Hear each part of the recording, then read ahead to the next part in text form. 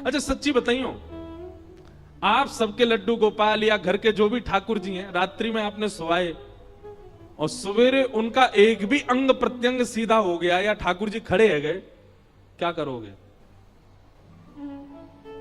सत्य बताएं, डर के मारे भाग जाओगे। क्यों? क्योंकि विश्वास ही नहीं है, हमारे अंदर वो प्रेम ही नहीं है ठाकुर जी के प्रति, हमारे मन में वो भावना आई ही नहीं है कि ठाकुर जी ऐसा कर सकते हैं। इसलिए हम एक बात कथा में कहा करते हैं, सबसे पहले तो ये विश्वास जागृत करो कि ठाकुर जी मुझे इस जन्म में मिलेंगे ही मिलेंगे। जैसे व्यक्ति अपना लक्ष्य सिद्ध कर लेता है, बालक सिद्ध कर ले, पकड़ ले, मुझे डॉक्टर बनना है, मैं चाहे जैसे कितना भी फेल हूं बन के ही मानूंगा, वो बन ही जाता है। मुझे सिविल में नौकरी चाहिए तो कर ही लेगा, मुझे पायलट बनना है, वो कैसे भी उठ पटांग हाथ पांव मार के बन ही जाता है। ऐसे हाथ पांव ठाकुर जी की प्राप्ति के लिए क्यों नहीं मारते हम? क्यों इतने बेचैन नहीं होते उनकी प्राप्ति के लिए? हमको भी संतुष्टि है, ठीक है ये लड्डू गोपाल बने तो लड्डू गोपाल ही बने रहे। नहीं, अपने भक्ति में, अपने भाव में, अपनी स्मृति में, अपनी इच्छा में चैतन्य दर्शन की लालसा प्रकट करो। कृष्ण दर्शन लालसा ताशामा विरभूत सौरी स्मय माय मुखाम्बुज पीतांबर धर रघुवी साक्षान मनमथ मन। शरद पूर्णिमा निकल करके गई, ठाकुर जी क्यों प्रकट हो गए गोपियों के सामने? तब कहते हैं रुरुदु स्वस्वरम राजन कृष्ण दर्शन लालसा। गोपियों ने गोपी गीत गाया और गोपी गीत गाने के बाद में जब सुस्वरम राजन रुरुदु, जब स्वर में गोपियां रोने लगी, किस लिए रोने लगी? बोले कृष्ण दर्शन लालसा। कृष्ण दर्शन की लालसा में जैसे ही गोपियों ने रोना प्रारंभ किया, ठाकुर जी प्रकट हो गए, प्रकट होकर के गोपियों को दर्शन दिया। हमारे अंदर वो स्थिति आई नहीं है अभी, कैसे मिले? इसलिए भैया सबसे पहले तो सत्य यानी कि विश्वास प्रगाढ़ करो ठाकुर जी के प्रति। दूसरी बात, ठाकुर जी को चैतन्य मानो, वो जड़ नहीं है। ये जड़त्व तो हमारे लिए चैलेंज है कि तुम वो चैतन्य करके दिखा, तो मैं हिम्मत हो तो। और तीसरा, ठाकुर जी आनंद देने वाले, सच्चिदानंद रूपाय। और क्या करते हैं ठाकुर जी? विश्वोत्पत्त्यादि हेतवे, विश्व की उत्पत्ति, विश्व का पालन और विश्व का संहार। तापत्रय विनाशाय, 3 प्रकार के तापों का उपशमन करने वाले श्री कृष्णाय वयम नमः। ऐसे श्री कृष्ण को हम प्रणाम करते हैं। एक बात सुनिएगा, भगवान श्री कृष्ण की शरणागति लेने वाला व्यक्ति कभी दुखी नहीं होता। दुखी ना होने का मतलब क्या है? क्या उसके जीवन से दुख चले जाते हैं? नहीं। हमारा गला बैठा अभी भी, हमको जुकाम हो रहा है अभी भी, कभी कभी बुखार भी आ जाता है, इतना रेस्टलेस हो गया है अभी, भाग दौड़ कुछ भी हो जा रहा है। तो इसका मतलब ये तो नहीं कि हमारे जीवन से दुख चला गया हो। लेकिन हम यहां बैठ करके कथा सुना रहे हैं, आपके सामने बोल रहे हैं, क्यों? क्योंकि कृष्ण वैष्णव के जीवन में दुख तो आता है, पर वो उसको ज्यादा अपने ऊपर हावी नहीं होने देता, उसको ज्यादा अपने ऊपर प्रभावित नहीं होने देता। आप यदि भक्ति पथिक बन गए तो ऐसा नहीं है कि कष्ट जीवन में नहीं आएगा। मैं ये भी कह दूं, पहले से ज्यादा भी आ सकता है, लेकिन आप उसको हावी नहीं होने दोगे, आप उसका अनुभव नहीं करने दोगे, आप उसका अनुभव नहीं होने दोगे स्वयं को भी। बहुत प्यारा भाव है, ब्रज के नंद लाला राधा जी के सांवरिया, सब दुख दूर हुए जब तेरा नाम लिया। ब्रज के नंद लाला राधा जी के सांवरिया, सब दुख दूर हुए जब तेरा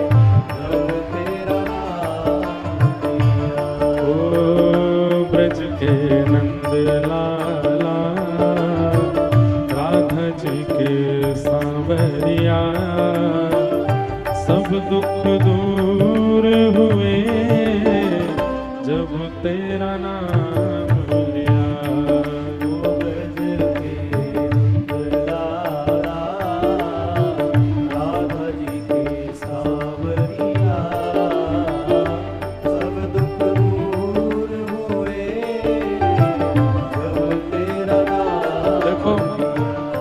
एक बात तो हमको बहुत अच्छी लग रही भोपाल में, कि यहाँ के वैष्णव ताली बजा के गा रहे हैं, लेकिन केवल ताली बजा रहे हैं, गा नहीं रहे हैं, गाना भी है। अभी तो बड़े सुंदर सुंदर पद आएंगे, भाव आएंगे कथा में, इसलिए गाना भी है। एक बात लिख लीजिएगा, ठाकुर जी को वही पा सकता है जो गाना जानता है। जिसने भी पाया गा के ही पाया, चाहे किसी का नाम उठा लीजिए आप, एक नाम मुझे आप ऐसा नहीं बता सकते जिसने ठाकुर जी को बिना गाए पा लिया। और गाने का मतलब स्वर की बात नहीं है, गाने का मतलब राग की बात नहीं है, गाने का मतलब अनुराग की बात है, भाव की बात है। इसलिए बिल्कुल निसंकोच होकर के उच्च स्वर में नेत्र बंद करके जो शब्द कहे जा रहे हैं वो गाइए। हे ब्रज के नंद लाला, राधा जी के सांवरिया, सब दुख दूर हुए जब तेरा नाम लिया। दुख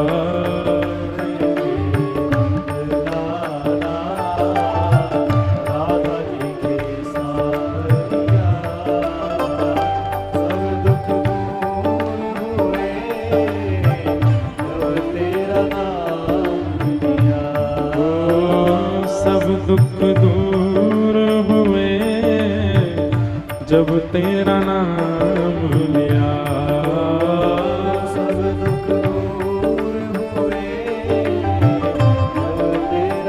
श्री राधा रमण लाल की।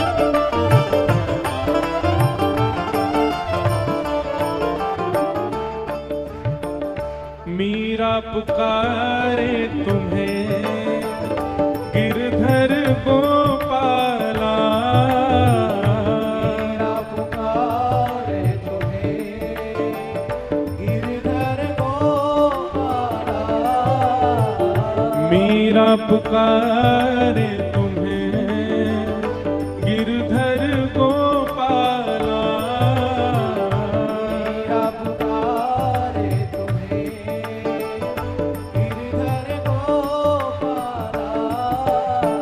ढल गया अमृत में विष का भरा प्याला,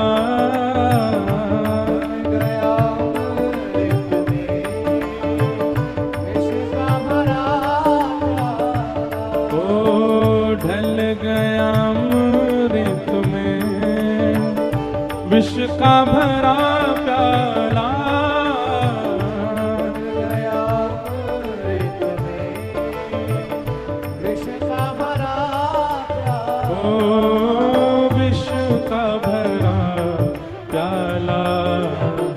कौन मिटाए उसे जिसे तूने राख लिया।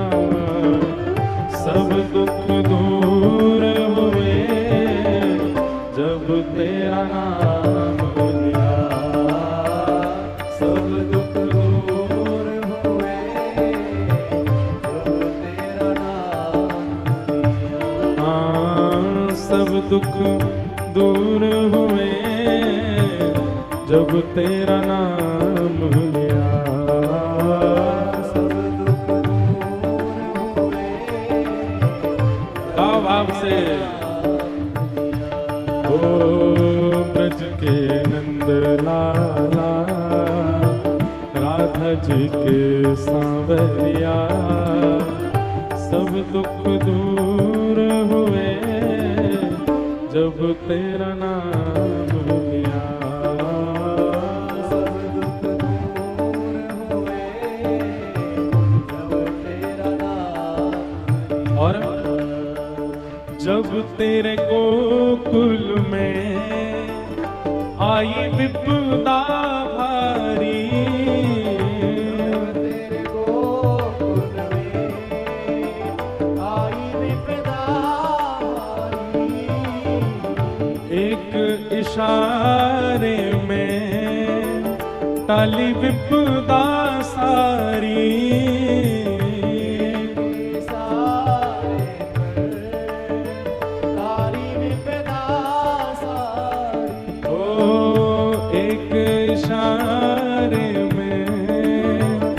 टाली विपदा सारी,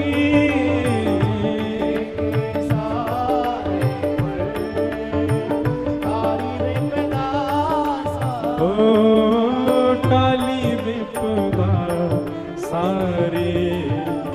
उठ गया गोवर्धन जिसे तूने धारण किया, सब दुख दूर हुए जब तेरा नाम लिया, सब दुख दूर हुए जब तेरा नाम लिया, सब दुख दूर हुए जब तेरा नाम लिया, सब दुख दूर हुए जब तेरा नाम। भाव से ओ ब्रज के नंद लाला, राधा जी के सांवरिया, सब दुख दूर हुए जब तेरा नाम लिया, सब दुख दूर हुए जब तेरा नाम लिया, ओ सब दुख दूर हुए जब तेरा नाम लिया, सब दुख दूर हुए जब तेरा नाम।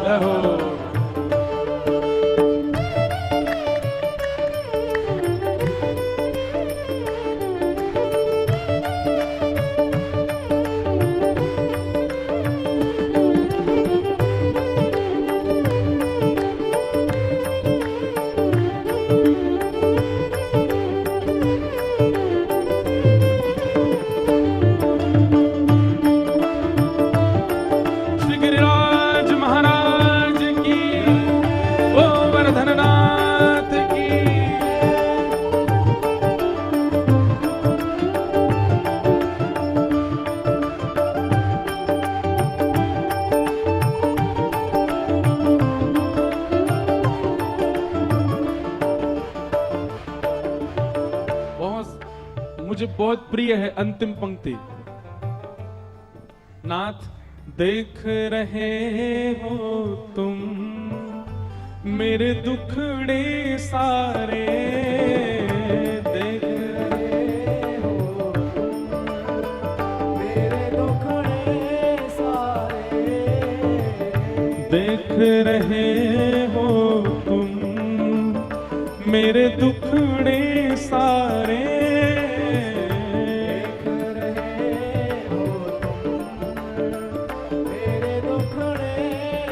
अच्छा फिर अगली पंक्ति में क्या कहते हैं? भाई देख रहे हो मेरे दुखड़े सारे तुम। अपने दुख बताने चाहिए, पर हम अपने दुख नहीं है नाथ, पीड़ा जो भी है सब ठीक है। ठाकुर जी पूछ रहे हैं तो तेरे दुख दूर कैसे होंगे? बोले एक ही उपाय है। बोले क्या?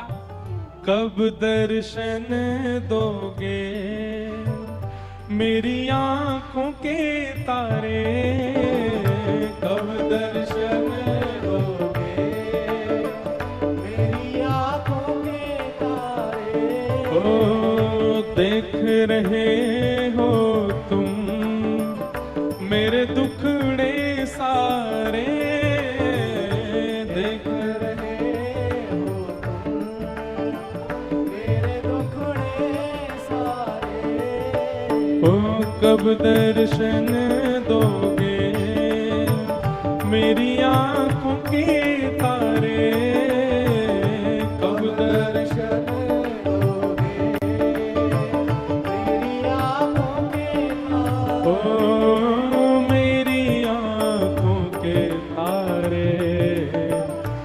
घर पे मुरली है, कांधे पे कामरिया, सब दुख दूर हुए जब तेरा नाम लिया, सब दुख दूर हुए जब तेरा नाम। गाओ भाव से। ओ ब्रज के नंद लाला, राधा जी के सांवरिया, सब दुख दूर हुए जब तेरा नाम लिया, सब दुख दूर हुए जब तेरा नाम लिया। हे गोविंद मेरो है, गोपाल मेरो है,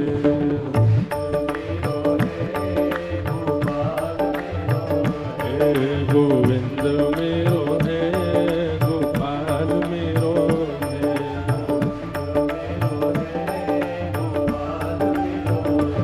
मेरा गिरिवरधारी गोपाल मेरो है,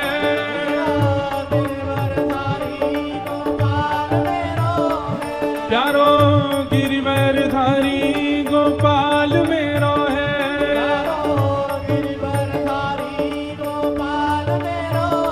प्यारो गिरिधरधारी नंदलाल मेरो है,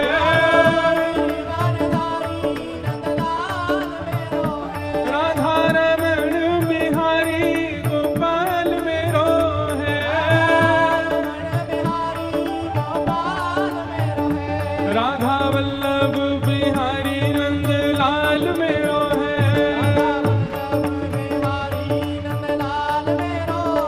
प्यारो गिरिवरधारी गोपाल मेरो है, मेरा रसिक बिहारी नंदलाल मेरो है, राधा रसिक बिहारी नंदलाल मेरो है, हे गोविंद मेरो है, गोपाल मेरो है, हाँ गोविंद मेरो है, गोपाल मेरो है, गोविंद मेरो है, गोपाल मेरो है, गाओ भाव से। गोविंद मेरो है, गोपाल मेरो है, हे गोविंद मेरो है, गोपाल मेरो है, हाँ गोविंद मेरो है, गोपाल मेरो है, हे गोविंद मेरो है, गोपाल मेरो है, हे गोविंद मेरो है, गोपाल मेरो है, हे गोविंद मेरो है, गोपाल मेरो है, हे गोविंद मेरो है, गोपाल मेरो है, हे गोविंद मेरो है, गोपाल मेरो है, जय जय श्री राम, जय जय श्री राम, जय जय श्री राम।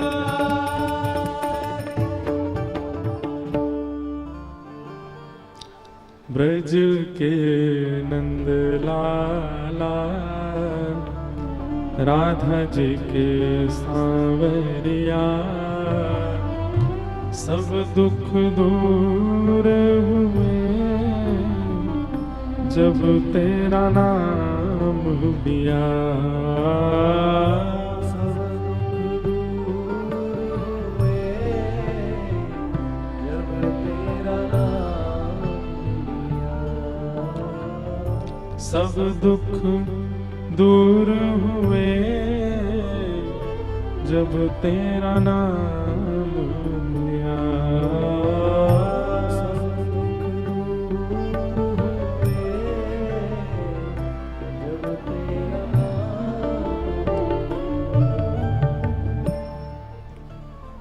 तो तापत्रय विनाशाय ठाकुर जी के आश्रय में आने वाले व्यक्ति के जीवन में कष्ट आते हैं पर उसको अनुभव नहीं होते, वो उसके चित्त पर इतने हावी नहीं होते, वो उसके बुद्धि को इतना इतना इतना मजबूत कर चुका होता है हरि नाम कि फिर आर्तों से लड़ना सीख जाता है।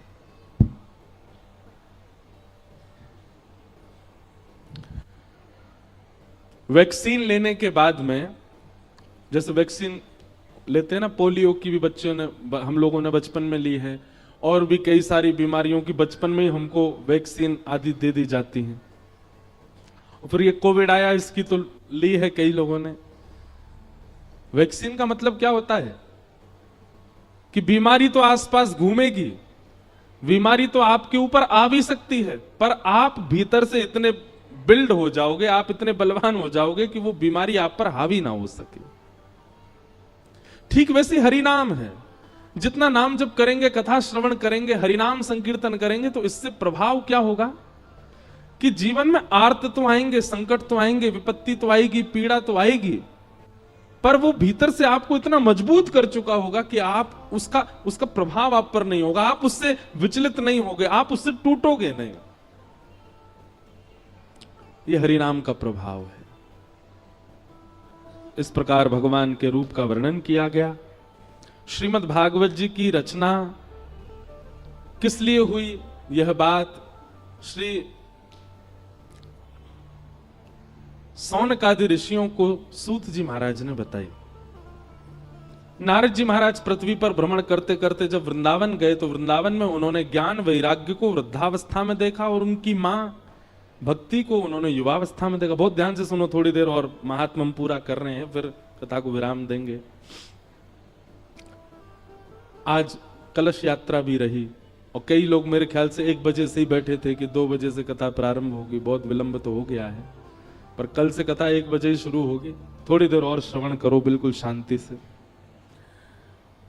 तो नारद जी महाराज ने जब देखा कि भक्ति महारानी युवा और उसके पुत्र ज्ञान वैराग्य वृद्ध हो चुके हैं, तब ज्ञान वैराग्य की वृद्धावस्था को दूर करने के लिए उन्होंने उपाय पूछा। कोई नहीं बता पाया। तब बद्रीनाथ में गए तो वहां सनक सनंदन सनातन सनत कुमारों ने कहा, एक ही उपाय है ज्ञान और वैराग्य के वृद्धावस्था को दूर करने का। क्या? सत्कर्म सूचको नूनम ज्ञान यज्ञ स्मृतो बुधई श्रीमद्भागवतालाप सतो गीत सुखादिवी। श्रीमद् भागवत की कथा कराओ। बंधुओं, लिख लीजिएगा, 7 दिन के अंदर आपके भीतर ज्ञान उत्पन्न होना चाहिए। ज्ञान उत्पन्न होने का मतलब आपको बहुत नॉलेज हो जाए ना। विवेक बुद्धि को कहते हैं ज्ञान। विवेक बुद्धि का मतलब क्या होता है? सही और गलत की पहचान। एक बात बहुत ध्यान से सुनो कि कथा सुनने वाला व्यक्ति असमंजस में ज्यादा नहीं रहता। असमंजस समझते हैं? कंफ्यूजन। आध्यात्मिक व्यक्ति, भक्ति पथिक व्यक्ति, कथा सुनने वाला व्यक्ति वो कंफ्यूजन में नहीं रहता। उसको क्या करना है, वो निर्णयात्मक बुद्धि स्पष्ट हो जाती है। वो स्पष्ट रहता है, ये करना है, ये नहीं करना, उसको स्पष्ट है। 2 प्रकार के लोग होते हैं स्पष्ट। एक तो जिद्दी होते हैं।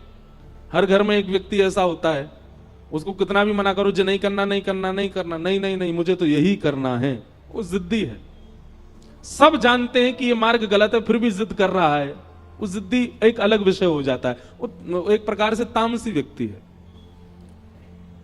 आध्यात्मिक व्यक्ति जो होता है वो उस मार्ग को चुनेगा जिससे उसका और उसके संग रहने वाले सबका कल्याण हो, और उसमें उसको असमंजस नहीं होती, कंफ्यूजन में नहीं रहता, कंक्लूजन में रहता है, स्पष्टीकरण में रहता है। आध्यात्मिक व्यक्ति कभी फंसता नहीं अपनी विचारधारा में। उसको पता है मुझे क्या करना है।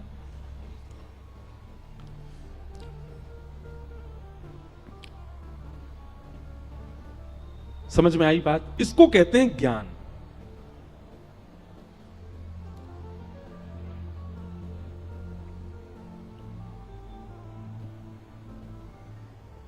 ज्ञान का मतलब बहुत जानकारियां इकट्ठी करना नहीं होता।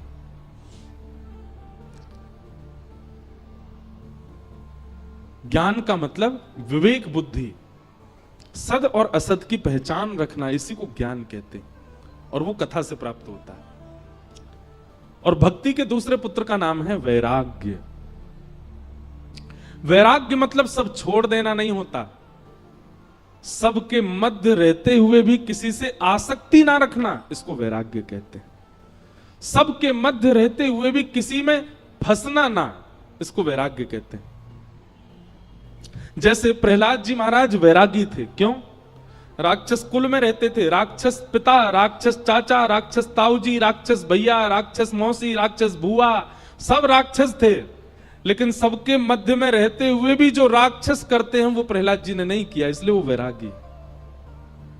कई बच्चे मेरे पास आते हैं, हम सुबह मिलने का एक समय रखते हैं, यहां भी होगा 11 से 12 पर, कल नहीं मिलेंगे हम, परसों से मिलेंगे। श्री लाल जी विराज रहे हैं, उनके दर्शन का भी समय है, तो जो लोग दूर से आते हैं वो 11 बजे ही आ जाओ।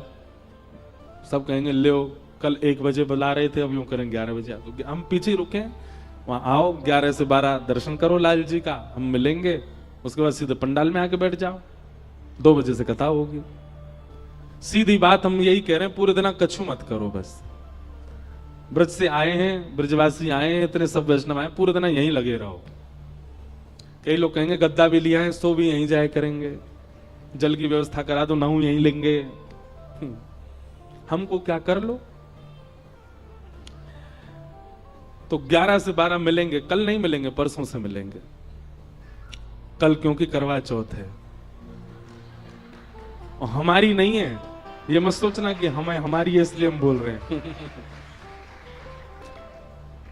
अभी तो भैया 2 भुज वाले ही हैं हम, चतुर्भुज हुए नहीं अभी। जो चतुर्भुज बैठे हैं यहां पर, कई तो चतुर्भुज लेके संग ही बैठे हैं, कई 2 भुजा घर छोड़ के बैठे हैं। तो कल आप सब लोगों की बड़ी जो है विशिष्ट दिन है। अच्छा, एक बात मैंने देखी है, करवा चौथ का प्रसंग कहते ही सब हंसने लगते हैं, पता नहीं क्यों। जिनका ब्याह हो गया वो मुझे इशारा कर रहे हैं, बोले आपको भी पता चलेगा। पर ये बड़ा शुद्ध दिन है। क्या कैसा ममत्व होता है माताओं के चित्त में। फिर वो आती है अहोई अष्टमी, उस दिन माताएं अपने बच्चों के लिए व्रत करती हैं। हमको तो ऐसा लगता है कि अच्छा, एक बात आपने कभी गौर की, व्रत का नियम मां को ही क्यों है, कभी भाइयों को क्यों नहीं है? कभी विचार किया इस बात पर? हम बताएं, दान उसी से मांगा जाता है जिस पर धन बहुत हो। दान उसी से मांगा, अब जैसे कई बार कथा कहीं होती है तो कई कमेटी के लोग कराते हैं, तो वो बड़े बड़े धनवानों के यहां जाते हैं, बोले कथा हो रही है कुछ योगदान करिए। क्यों सामान्य के यहां क्यों नहीं जाते? उसका घर से पता चल रहा भाई सामान्य है, इससे क्या मांगे हम, जो खुद का ही भरपाई कर ले। लेकिन जिसका दिखता हाँ घर गाड़ी सब बढ़िया संपन्न है, तो उससे कहते हैं भाई कथा हो रही है उसमें थोड़ा योगदान दो। ठीक वैसे ही माताओं को व्रत क्यों और अपने लिए नहीं कर रही है, वो कल का व्रत पति के लिए, अहोई अष्टमी का व्रत बेटा के लिए, बच्चों के लिए, बेटी के लिए, बहुत सारे व्रत होते हैं। और मां कभी अपने लिए व्रत करती ही नहीं है। सोमवार के व्रत किस लिए? बोले अच्छा पति मिल जाए इसलिए सोमवार के व्रत। मंगलवार के व्रत किस लिए? बोले मेरे पति बच्चे सब खुशी रहे, हनुमान जी आप प्रसन्न रखो। फिर और कौन से? बृहस्पतिवार का व्रत, बोले नारायण भगवान हमारे परिवार से प्रसन्न। अपने लिए नहीं करती हैं वो इतने व्रत क्यों करती हैं? और व्रतों के नियम सारे माताओं के लिए क्यों है? क्योंकि माताओं पे पुण्य इतना होता है कि उनके पुण्य पर पलते हैं उनके पति और बच्चे। माताओं का पुण्य ही फलता है बच्चों को, माताओं का पुण्य ही फलता है उसके पति को।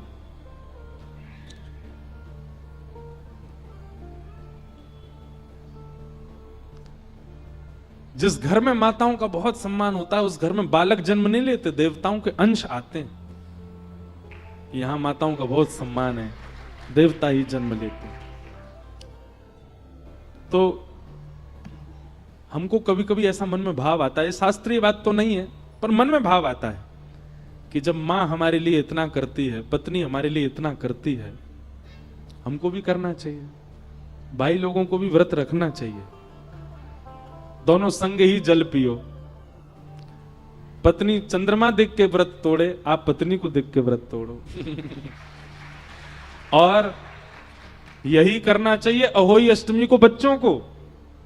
और बच्चे कब, जब थोड़े युवा हो गए हों, 18 वर्ष के हो गए हों, उनको भी कुछ नहीं खाना पीना चाहिए। अपनी मां के लिए व्रत करो, उनकी दीर्घ आयु के लिए व्रत करो। व्रत क्यों किए जाते हैं? हमारी आयु दो चीजों पर निर्भर होती है, अन्न और शब्द। इसलिए व्रत दो ही होते हैं, अन्न व्रत और मौन व्रत। ये व्रत दो क्यों होते हैं? हम जितना बोलते हैं उतनी आयु घटती है, और जितना खाते हैं उतनी आयु घटती है।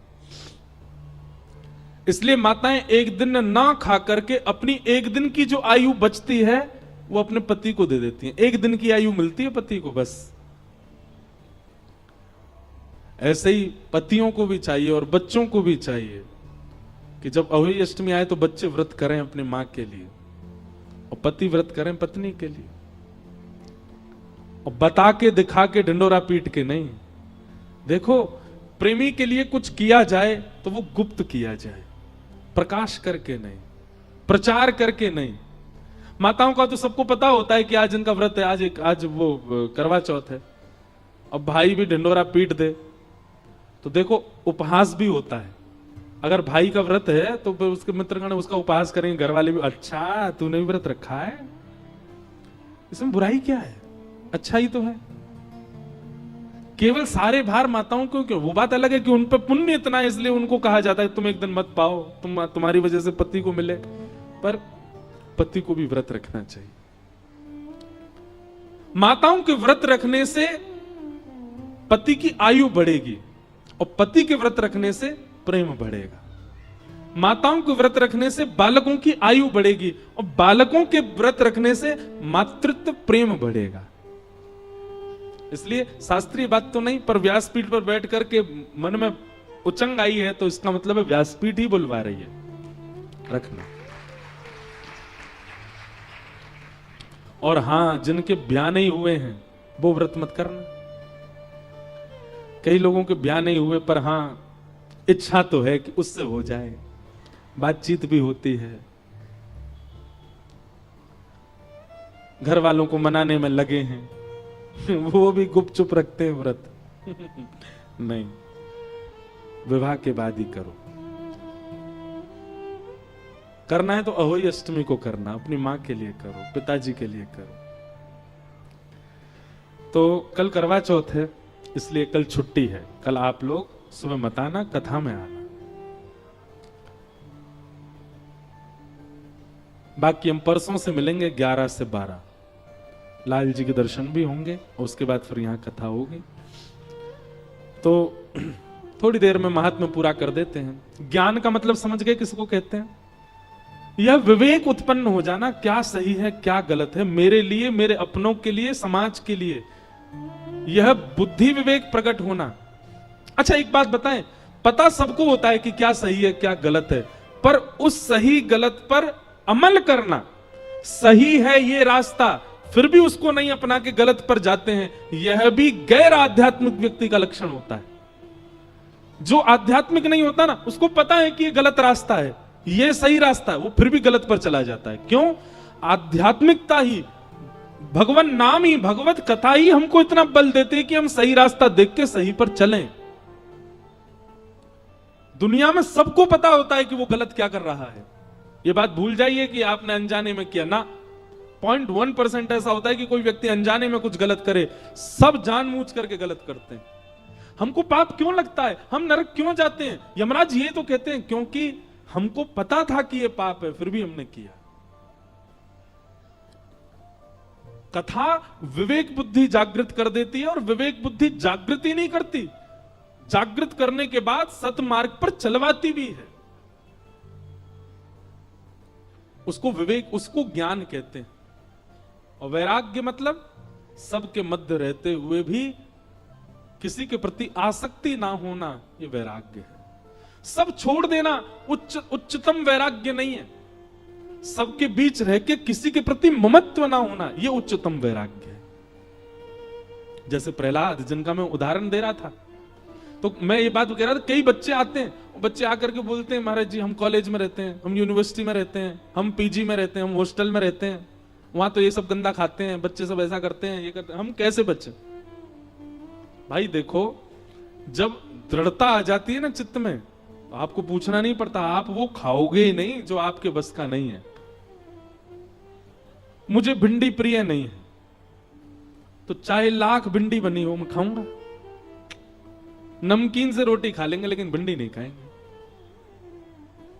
हमको करेला सब जगह का प्रिय नहीं, किसी किसी के हाथ का ही प्रिय है। थोड़ा कड़वा बनता है ना, कई लोग होते हैं वो कड़वा नहीं बनाते, अच्छा बना देते, तो उनका करेला अच्छा लगता है। तो कड़वा अगर बना है तो मैं पाऊंगा ही नहीं। कभी कभी खीरा पाते हैं ना सलाद में, वो भी कड़वी होती है। तो कड़वा अगर खीरा आ गया तो आप छूते हैं उसको, नहीं छूते ना। तो फिर ये व्यसन और संसारी आकर्षण करने वाली जो वस्तु हैं, इनके प्रति हम इतनी सिंपैथी क्यों रखते हैं? कैसे बचे महाराज जी, सब तो करते हैं, हमको करना पड़ता है। फिर ऐसा नहीं, हर व्यक्ति के वश में होता है वस्तु का त्याग और वस्तु का स्वीकारीकरण।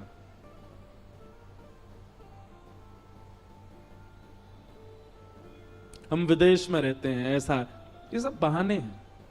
जिसको जो नहीं खाना वो नहीं खाएगा, जिसको नहीं पाना वो नहीं पाएगा, और जिसको खाना है पाना है वो बहाने करेगा।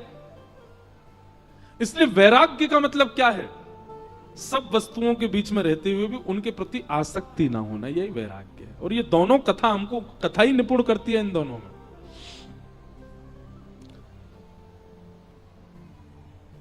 कथा कराओ ऐसी आज्ञा दी। कहां कराएं? बोले गंगा द्वार समीपे तू तटमानंद नामकम, हरिद्वार में कराओ, ऋषिकेश में कराओ, गंगा के तट पर कराओ। गंगा के तट पर भागवत की कथा हुई, सनत कुमार वहां व्यास बनकर के आए, अनेक जन पधारे, हजारों की तादाद में देवी देवता ऋषि महर्षि सब लोग कथा सुनने के लिए आए। तभी वहां भक्ति ज्ञान वैराग्य तीनों ने प्रवेश किया।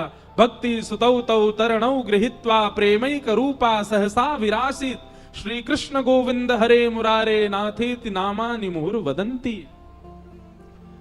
भक्ति ज्ञान वैराग्य कथा में आते ही युवा होने लगे, और इस प्रकार कथा के माध्यम से ज्ञान और वैराग्य वृद्धावस्था से निवृत्त हो गए।